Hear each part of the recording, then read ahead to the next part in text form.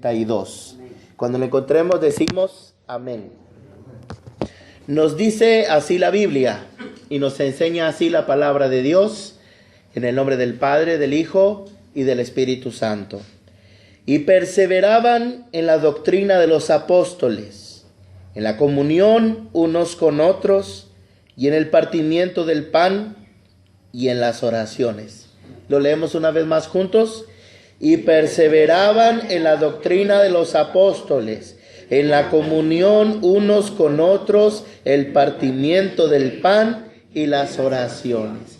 Bendito Padre Celestial, Dios eterno, Padre de misericordias, Dios de toda consolación, en el nombre de tu Hijo único, nuestro Señor y Salvador Jesucristo, en esta tarde, Señor, de martes, reunidos aquí en tu casa, tu pueblo te agradece, Señor, y te alaba y te bendice. Y se acerca ante ti, Señor, tu pueblo. Nos acercamos ante ti con corazones sinceros en plena certidumbre de fe. Y lo hacemos, Señor, confiadamente ante el trono de tu gracia, para alcanzar misericordia y hallar oportuno socorro, Señor, para este mensaje, para esta enseñanza, para esta predicación. Yo te ruego, Padre, como te lo pido siempre, mi Señor, que ninguna palabra vana, que ninguna palabra torpe, que ninguna palabra hueca y vacía salga de mi boca, sino solo aquella que sea útil para la necesaria edificación de tu pueblo, que con atención me escucha en esta noche. Habla a mi vida y a la vida de cada uno de nosotros que estamos aquí, Señor. Abre nuestros ojos y miraremos las maravillas de tu ley, las glorias y virtudes de tu Hijo, porque siempre la exposición de tus palabras alumbra y hace entender a los sencillos, a los simples y a los pequeños, y ese será siempre nuestro caso.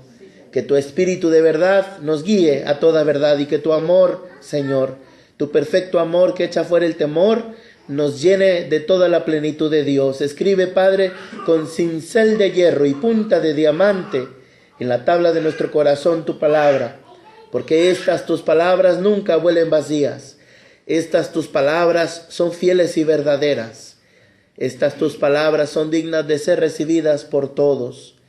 Estas, Señor, tus preciosas, tus maravillosas palabras actúan sin duda alguna poderosamente en nosotros los creyentes.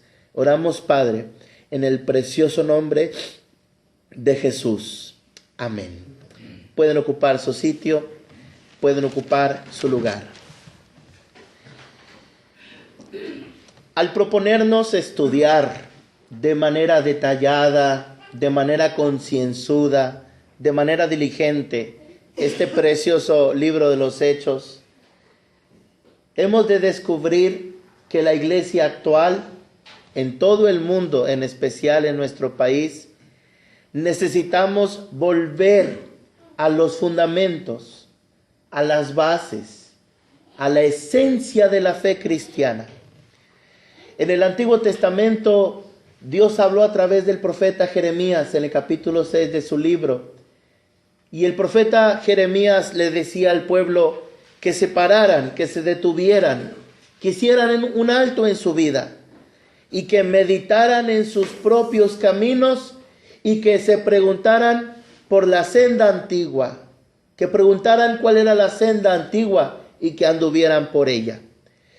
El libro de los Hechos es único en toda la Biblia, es singular y es particular porque en él encontramos el registro inspirado por el Espíritu Santo de cómo comenzó y cómo tuvo origen la obra de Dios en este mundo, cómo tuvo su comienzo la iglesia de Cristo desde el día de Pentecostés.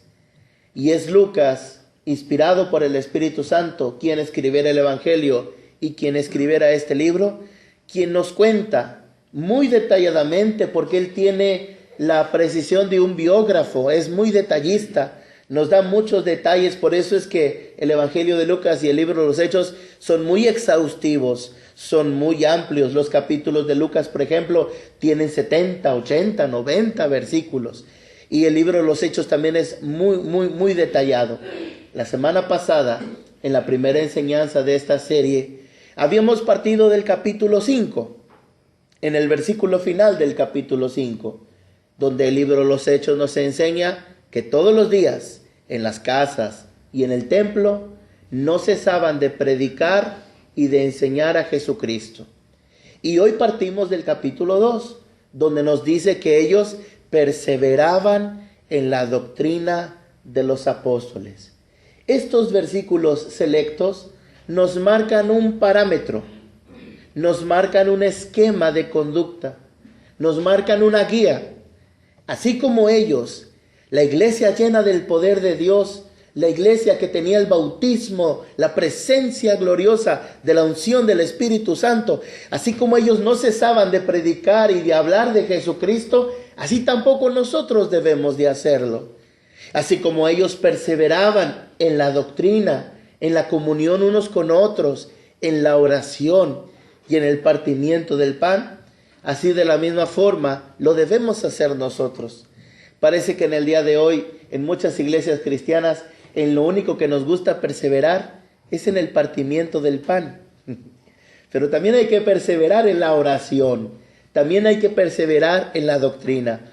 Cuando nosotros comenzamos a descubrir estos principios espirituales registrados en el libro de los Hechos y a lo largo de toda la Biblia, cuando volvemos a estas sendas antiguas, lo mismo que ocurrió con ellos, también puede ocurrir con nosotros.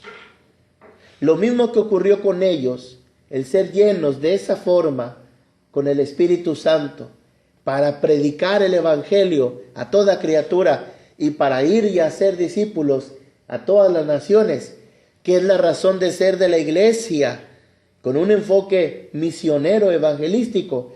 Lo mismo ocurrirá primero de manera personal, como una convicción privada en lo más profundo de mi corazón. Estuvimos exponiendo el martes pasado los primeros 6 versículos. Nos quedamos a partir del versículo 6. Así que léanlo conmigo, por favor. Dice el verso 6. Entonces los que se habían reunido, ¿quiénes eran estos que se habían reunido? Los apóstoles y los discípulos de Jesús después de su muerte y de su resurrección. Después de que durante 40 días Jesús les enseñara más sobre el reino de Dios. Lo veíamos la semana pasada. Los que se habían reunido le preguntaron diciendo: Señor, ¿restaurarás el reino a Israel en este tiempo? Aquí hay varios elementos dignos de destacar tan solo en el verso 6. Yo había mencionado anteriormente que Jesús ya había muerto en la cruz, ya había derramado su sangre, ya había resucitado al tercer día y además les predicó por 40 días sobre el reino de Dios. Si nos ponemos en los zapatos de uno de los apóstoles o de uno de los discípulos, recapitulemos toda la enseñanza que tuvieron. 3 años y medio de ministerio con Jesús. Después su muerte y su resurrección y todavía un beneficio extra. Por 40 días se les sigue enseñando. Y de pronto Jesús les avisa que Él se va. Y a uno de sus discípulos le surge la duda, la pregunta. Hay algo que todavía no cuadra de manera perfecta con lo que el discípulo entiende sobre el reino de Dios. Y es que en todas las profecías del Antiguo Testamento se habla de que el Mesías sería el rey de Israel. Veamos, por ejemplo, al mismo autor, a Lucas, en el Evangelio, en el capítulo 1. Pongamos el separador de nuestras Biblias ahí en Hechos y vamos a Lucas, capítulo 1.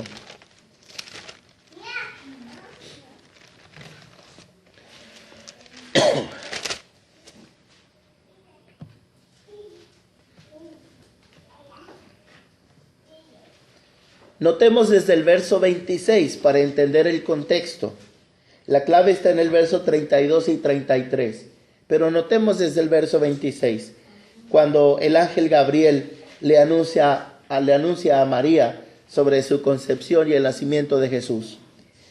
Dice el versículo 26, al 6º mes, el ángel Gabriel fue enviado por Dios a una ciudad de Galilea llamada Nazaret, a una virgen desposada con un varón que se llamaba José, de la casa de David, y el nombre de la virgen era María.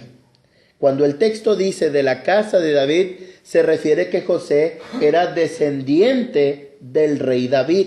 Por eso dice de la casa de David. Y entrando el ángel en donde ella estaba, el ángel dijo: salve, muy favorecida. El Señor está contigo, bendita tú entre las mujeres. Mas ella, cuando le vio, se turbó por sus palabras y pensaba ella: ¿qué salutación sería esta? Entonces el ángel le dijo: María, no temas, porque has hallado gracia delante de Dios. Y ahora concebirás en tu vientre y darás a luz un hijo y llamarás su nombre Jesús. Este será grande y será llamado Hijo del Altísimo. Ahora noten ustedes para que subrayen en sus Biblias. Y el Señor Dios le dará el trono de David su padre. Digan conmigo, reino. Estaba profetizado que un descendiente de David sería rey desde el trono, rey de Israel. Y el Señor Dios le dará el trono de David su padre. Jesús le dice a Pilato: para eso he venido al mundo. Cuando Pilato le pregunta en Juan capítulo 18, le dice: ¿eres tú rey? Y entonces Jesús le dice: ¿lo dices de ti mismo o alguien te lo ha dicho? Para esto he venido al mundo. Jesús nació para ser rey. Pero durante el proceso para llegar al reino de Dios, donde él sería rey, las profecías también señalaban que él iba a morir por su pueblo, que él iba a sufrir por su pueblo. Ahora dice: el Señor le dará el trono de David su padre y reinará sobre la casa de Jacob para siempre, y su reino no tendrá fin. Al entender esto, podemos digerir un poco mejor y comprender más por qué el Evangelio es el Evangelio del reino de los cielos. Porque constantemente en los Evangelios se dice: arrepentíos porque el reino de Dios, el reino de los cielos se ha acercado. No es un reino misterioso, místico, lejano y distante. No, Él reinará en este mundo, porque de Jehová es la tierra y su plenitud, y el mundo y los que en él habitan. En su primer venida el Señor vino como siervo. Él es Rey de Reyes, pero se humilló hasta sí mismo, tomando la condición de hombre, y se hizo obediente a Dios hasta la muerte y muerte de cruz. Pero en su segunda venida ya no entrará a Jerusalén montado sobre un pollino, sobre un asno, sobre un burrico. Ahora entrará en un corcel blanco, como entraban los emperadores romanos cuando llegaban de la victoria y de la conquista a la antigua capital de Roma. Y ahora Él viene en un caballo blanco, y Él con justicia juzga y pelea. Dice Apocalipsis 19 que sus ojos son como llama de fuego, y que de su boca sale una espada aguda, que es su palabra, para regir con ella a las naciones, y las regirá, dice, con vara de hierro, porque viene a reinar. Dice que sus pies son como bronce bruñido, que sus ropas están teñidas en sangre, porque Él y solo Él fue capaz de redimir. Él y solo Él fue capaz de hacer propiciación y expiación por todos nuestros pecados en la cruz del Calvario. Solo Él y únicamente Él fue capaz de pisar en el lagar el furor de la ira de Dios Todopoderoso que había en nuestra contra. Por eso es que cuando Él venga, este rey con sus ropas teñidas en sangre, tiene en su vestidura un título de realeza. En su muslo derecho de su vestidura dice el Verbo de Dios, el Rey de Reyes, y dice con mayúscula, y dice bien, Rey de Reyes y Señor de Señores. Esa es la culminación del plan de Dios a lo largo de la historia de la humanidad. Esa es la culminación de Dios y el propósito de Dios escondido desde los siglos, desde la eternidad, pero que ahora Dios por revelación lo manifiesta a su pueblo, la iglesia, a través de las sagradas escrituras. Reinará sobre la casa de Jacob, es decir, sobre las 12 tribus de Israel, para siempre, y su reino no tendrá fin. Volvemos al libro de los Hechos. Le pregunta el discípulo en el verso 6, ¿restaurarás el reino? Porque el discípulo, siendo judío, sabía que había una promesa de reino para con Israel.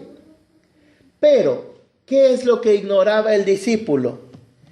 La etapa, el momento, el periodo del cumplimiento. ¿Qué es lo que ignoraba el discípulo? Ignoraba la cronología de los acontecimientos.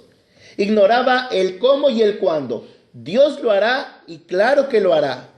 Dice el libro de Números, capítulo 23, verso 19, Dios no es hombre para que mienta, ni hijo de hombre para que se arrepienta. Lo que dijo, lo hará. Lo que habló, lo ejecutará. Solo que los discípulos, como él y como nosotros, muchas veces no tenemos en claro cómo y cuándo. No tenemos en claro la manera como sucederá, pero ciertamente vendrá y no tardará, como también lo dice el profeta Zacarías. Restaurarás el reino a Israel, señala, ahora, en estos momentos, en estos tiempos. Ahora digan conmigo la palabra tiempo. Aquí este discípulo que ignoramos su identidad, no sabemos si fue Pedro, si fue Juan, si fue Natanael, si fue Bartolomé. Lucas no nos dice quién fue, porque lo importante no es quién fue el que preguntó, lo importante es la pregunta. Y quiero que noten cómo desde la muerte y la resurrección de Jesús, mencionados en los primeros 6 versículos, el tema siguiente es su segunda venida, la manifestación de su reino. ¿Restaurarás a Israel en este tiempo? El apóstol Pablo en la carta a los Efesios nos habla como Dios, que es soberano, tiene una administración del tiempo a lo largo de la historia de la humanidad. Vamos a verlo en el capítulo 1 de Efesios. Efesios capítulo 1.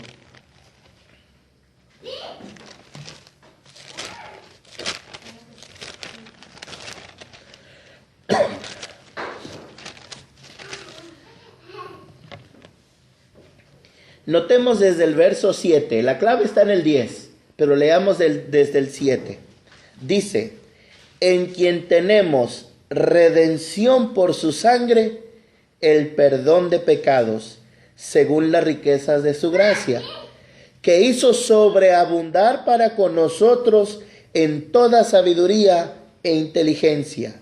Noten el 9, se pone muy interesante, dándonos a conocer el misterio de su voluntad, según su beneplácito, el cual se había propuesto en sí mismo.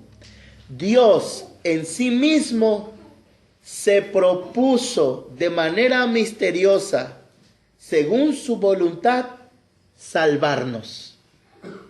Era su propósito y era su plan, pero era un misterio.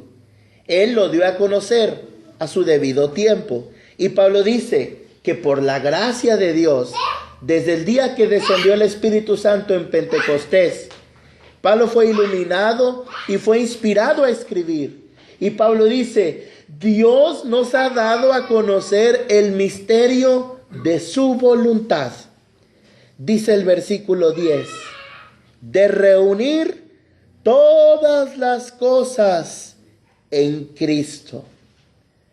¿Por qué todas las cosas deben ser reunidas en Cristo?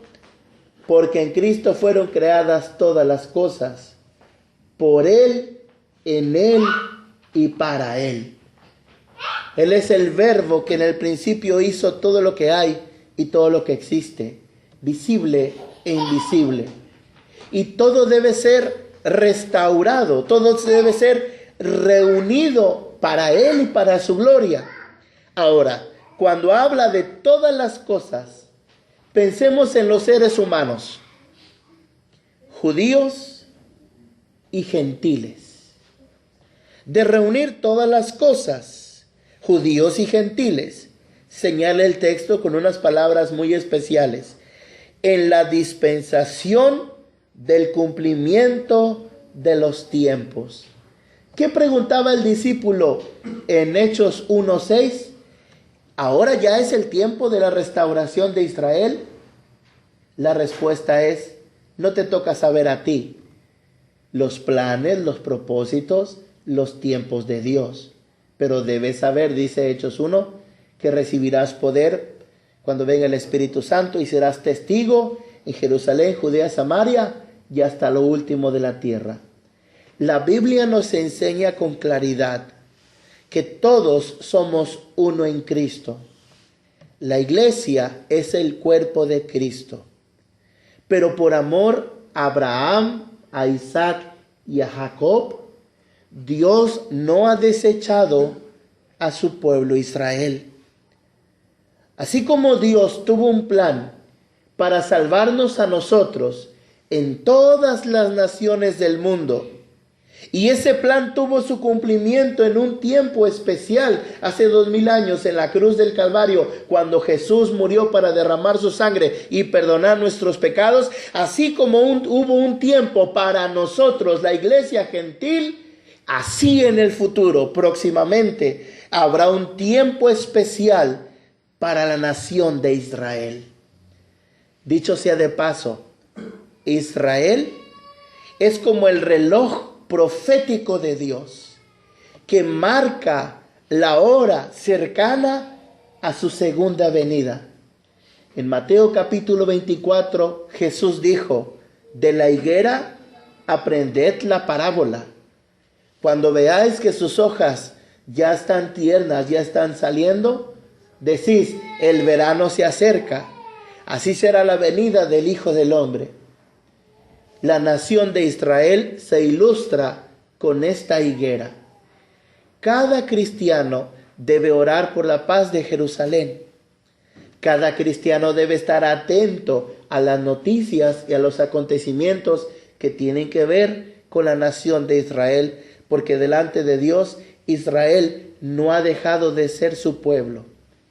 Y en la carta a los romanos, lo que Pablo nos enseña aquí en un verso, lo amplía casi en todo un capítulo. Qué hermoso y qué bello. Dice el verso 10, en la dispensación del cumplimiento del tiempo, de los tiempos, así las que están en los cielos como las que están en la tierra. Brinquemos por favor a Romanos capítulo 11 y veamos cómo allí se nos enseña cuál es el tiempo, el momento en donde Dios restaurará en el futuro a su amado pueblo de Israel para restaurar su reino. Dice desde el versículo 1, Romanos capítulo 11, versículo 1. Estos son unos temas que a mí me fascinan, los temas de profecía. Son profundos, pero son necesarios para la salud espiritual de nuestra alma, porque a veces tristemente en nuestras iglesias y en nuestras congregaciones muy pocas veces se habla de profecía o de Israel o de la segunda venida de Cristo o del reino o del arrebatamiento. Dice el verso 1 de Romanos 11, digo pues, y hace una pregunta, ¿ha desechado Dios a su pueblo? Cuando tú lees la Biblia en el Antiguo Testamento, es un poco frustrante escuchar que época tras época y generación tras generación el amado pueblo de Dios, Israel, se rebelaba, le daba la espalda a Dios, se iba tras dioses paganos, y Dios en su misericordia les enviaba profetas, siervos, que les hablaban, que les advertían, que les mostraban el gran amor.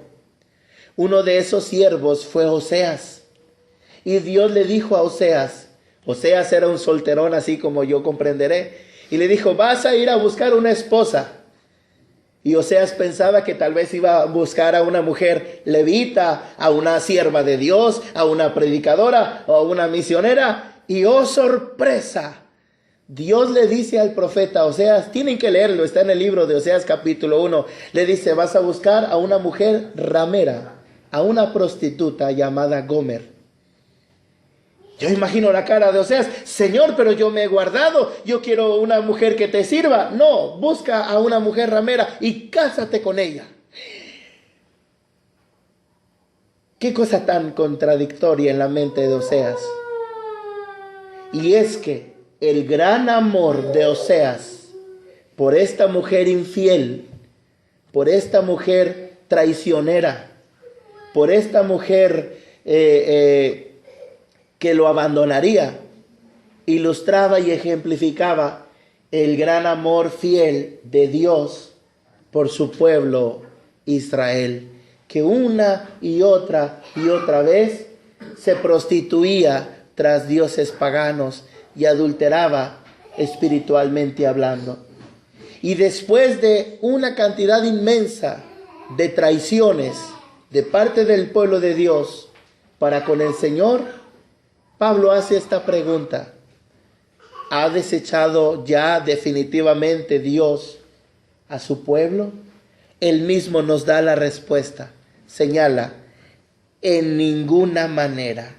Un claro, rotundo y contundente no. Dios no lo ha desechado, porque para siempre es su misericordia y porque Él se acuerda del pacto de Abraham, de Isaac y de Jacob, queridos hermanos, porque Dios es un Dios de promesas. Dios es un Dios de convenios, de alianza. Dios es un Dios de pactos. Dice, en ninguna manera, porque también yo, dice Pablo, soy israelita, de la descendencia de Abraham, de la tribu de Benjamín. No ha desechado Dios a su pueblo, al cual desde antes conoció. Y comienza a basar su argumento con las Escrituras. Acompáñenme, vean el versículo 2. ¿O no sabéis qué dice de Elías la Escritura cuando invoca a Dios contra Israel diciendo: Señor, dijo el profeta Elías, a tus profetas han dado muerte y tus altares han derribado y solo yo he quedado y procuran matarme? Pero ¿qué le dice la divina respuesta? Me he reservado 7,000 hombres que no han doblado su rodilla delante de Baal.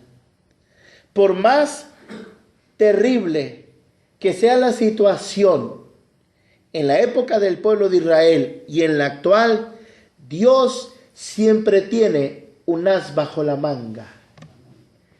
Dios tiene un remanente fiel que está allí, constante, orando, buscando su rostro, clamando a su presencia. Elías pensaba que ya nada más había quedado él y que lo buscaban para matarlo, y se escondió en una cueva en el libro de Primera de Reyes, capítulo 18 y 19. Y Dios le reveló, le dijo: Elías, aún todavía tengo 7,000 rodillas que no se han doblado a Baal. Un remanente. En la actualidad, el pueblo de Israel no cree en Jesús, en Yeshua, como el Mesías y como el Salvador.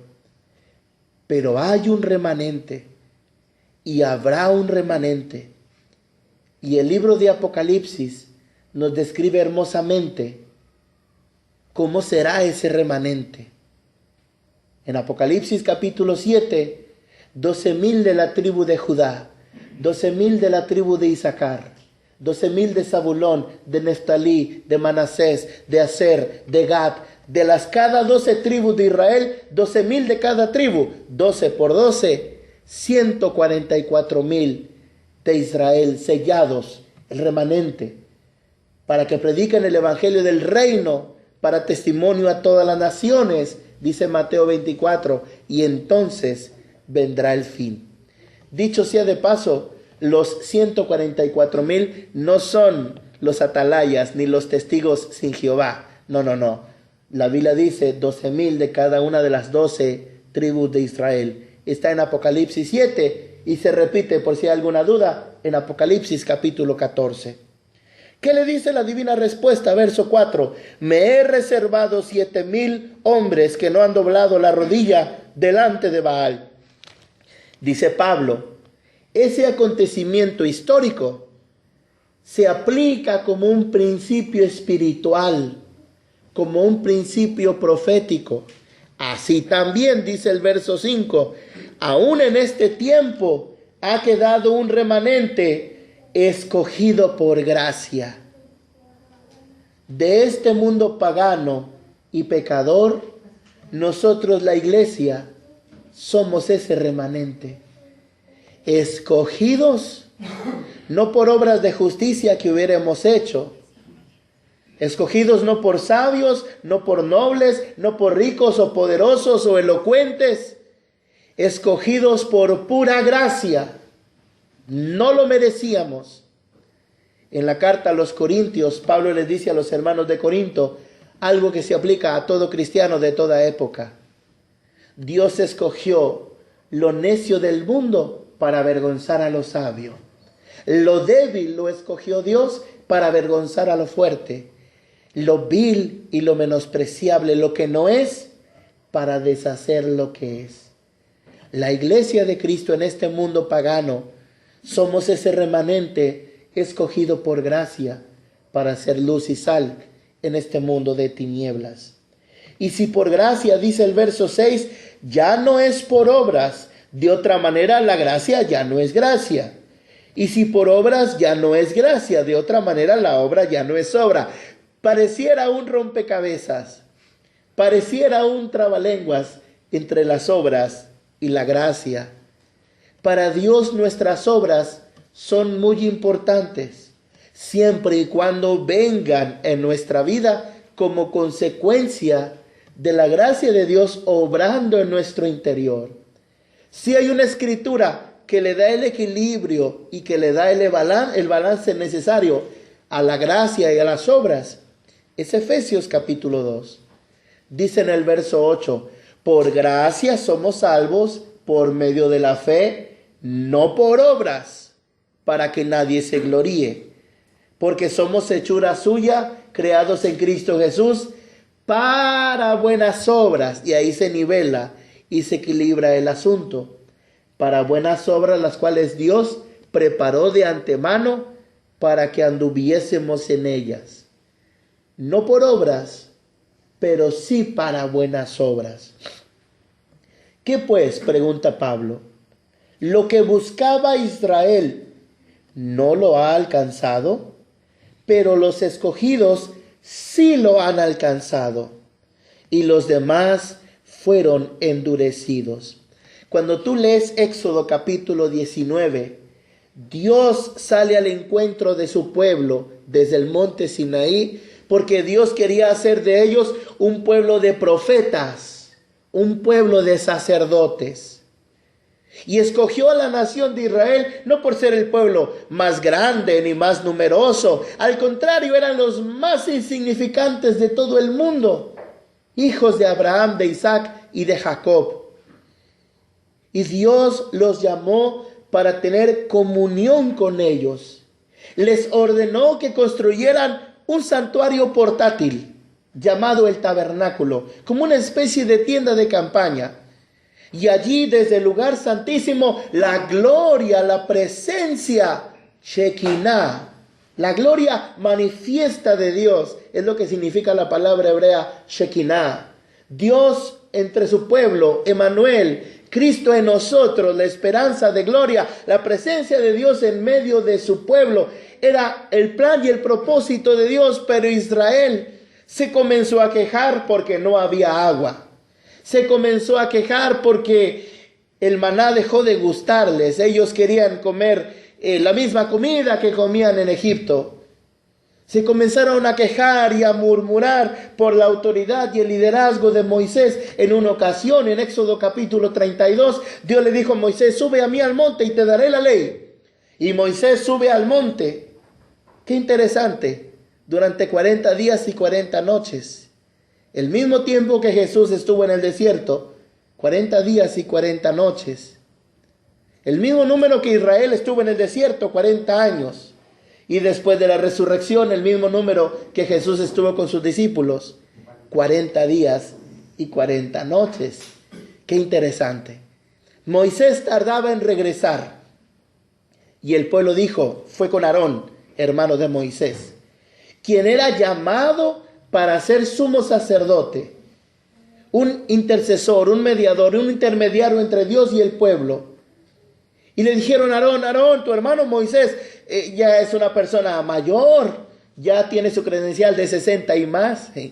Aquel Moisés ya tenía más de 80 años cuando lo sacó con mano poderosa de la tierra de Egipto, cuando el mar se abrió. Y quizás una mala bestia lo comió. Fíjense los pretextos. Quizás el abuelito se tropezó y estaba por ahí y quedó y feneció y murió.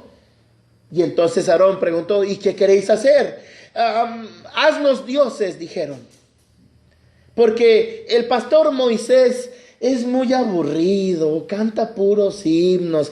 Queremos entusiasmo, luces, colores, humo, entretenimiento, show, espectáculo. Bueno, no dice eso el libro de Éxodo, pero lo estoy ejemplificando. En el día de hoy, mucho pueblo lo que quiere es mucho ruido y pocas nueces. ¿Qué sugieren? Haznos dioses que vayan delante de nosotros. Y entonces, evangelio al gusto del cliente. El que quiere azul celeste, que le cueste. ¿Qué dijo Aarón? Traigan el oro. Los falsos profetas, los falsos maestros, los falsos predicadores le dan al cliente lo que pida, pero los despelucan.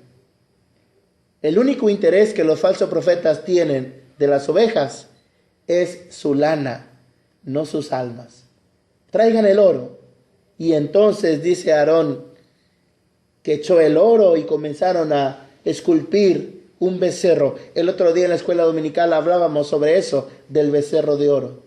Y lo peor de todo, una vez que quedó hecho a buril y a martillo de una sola pieza de oro, la imagen de Apis, el toro adorado en egipcio, el becerro de oro, Aarón, quien junto con Moisés sacó al pueblo de la esclavitud de Egipto. Aarón, hermano de Moisés, llamado a ser sumo sacerdote, llamado a traer las vestiduras santas sacerdotales, el Urim, el Tumim, el Efod, consagrado con el aceite de la santa unción, y quien iba a portar en su cabeza una mitra, una corona de oro, una diadema que decía santidad a Jehová.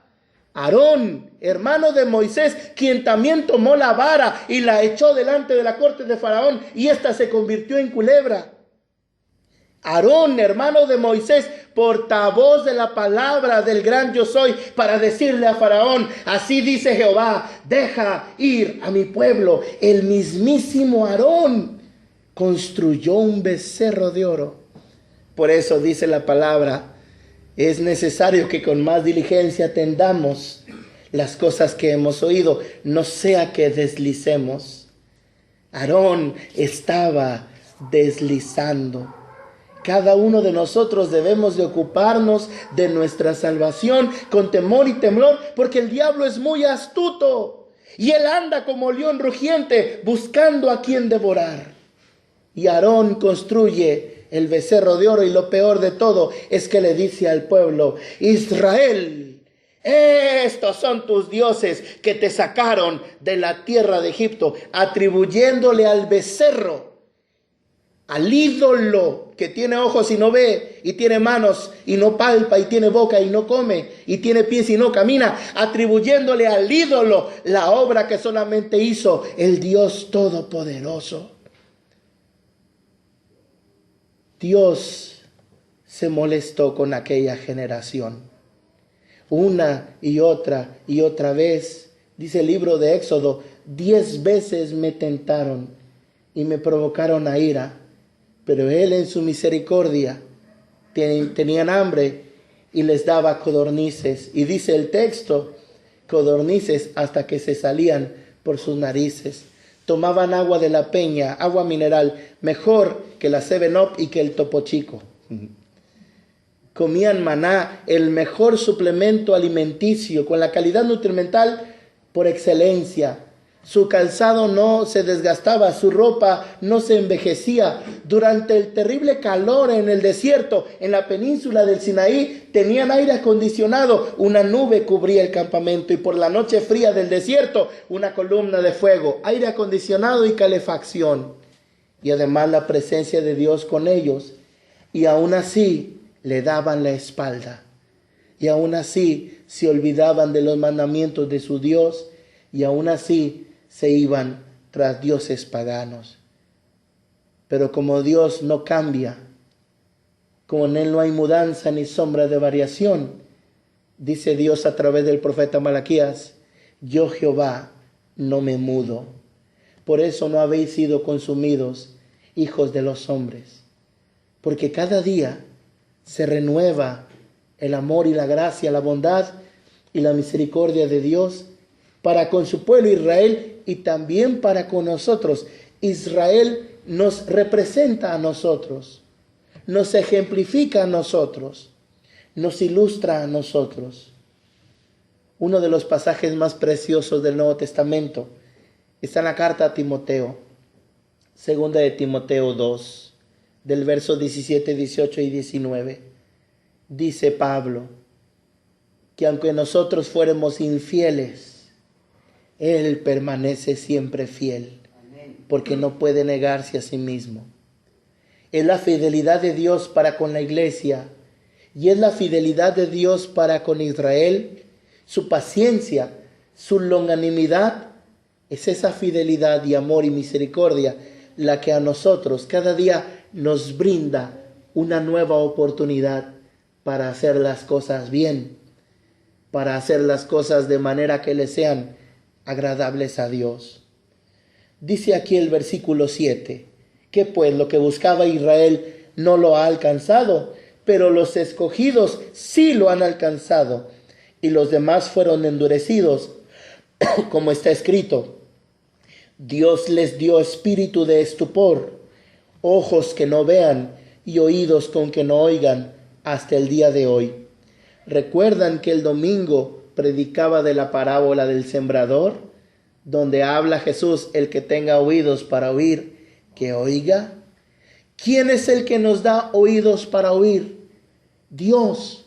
Pero cuando nosotros tapamos nuestros oídos y rechazamos de manera deliberada y de manera voluntaria lo que Dios en su misericordia nos está hablando para nuestro bien, nuestro corazón se endurece, nuestra conciencia se cauteriza y como para con el pueblo de Israel hay estupor, indiferencia, nos volvemos insensibles y contristamos al hermoso Espíritu Santo con el cual hemos sido sellados hasta el día de la redención.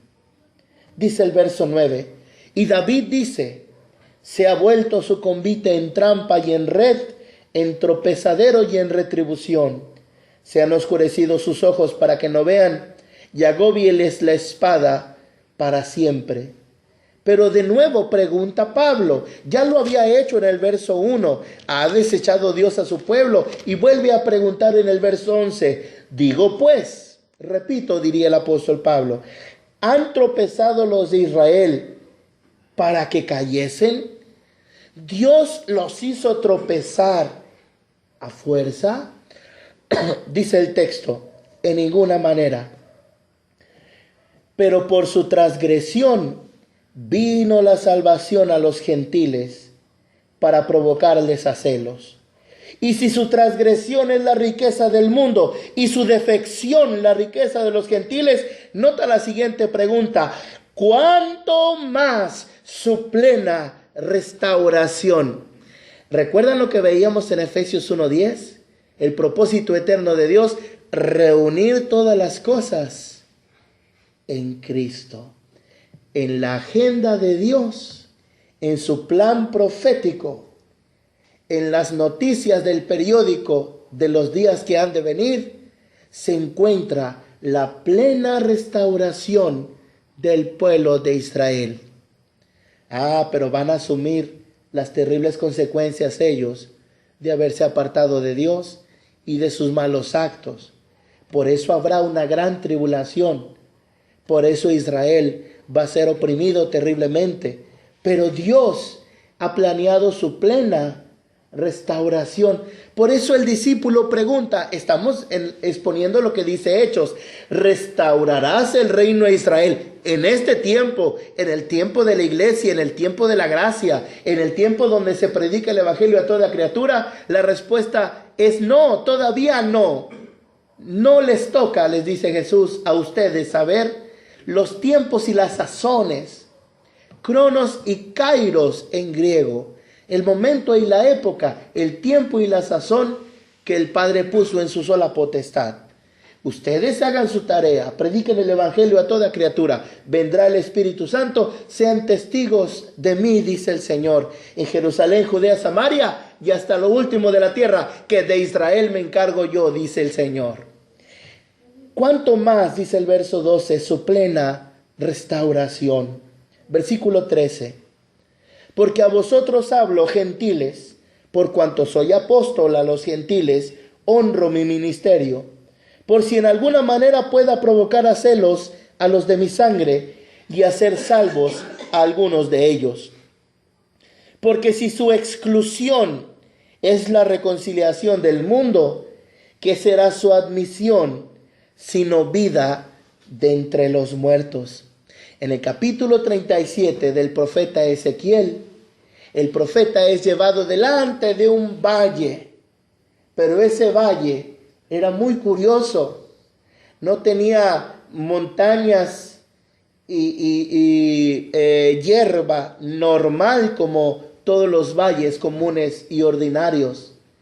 Ese valle era un valle de desolación, era de cadáveres, de calaveras, de huesos secos, y Ezequiel señala en hebreo, secos y secos en gran manera. Algunos de nosotros tal vez en alguna película, de esas películas de los vaqueros del viejo oeste, tal vez hayamos visto cómo hay una vaca, el cadáver de una vaca, la osamenta de una vaca o de un perro que ha quedado ahí en el desierto. Ahora imagínense una montaña de cadáveres, de calaveras, con cráneos humanos y de un montón de huesos. Y huesos, dice, secos y secos en gran manera. ¿Quiénes son esos huesos secos? Son los descendientes de Israel, que aunque tal vez puedan tener vida física y vida biológica, tienen muerte espiritual porque no han tenido salvación en Cristo.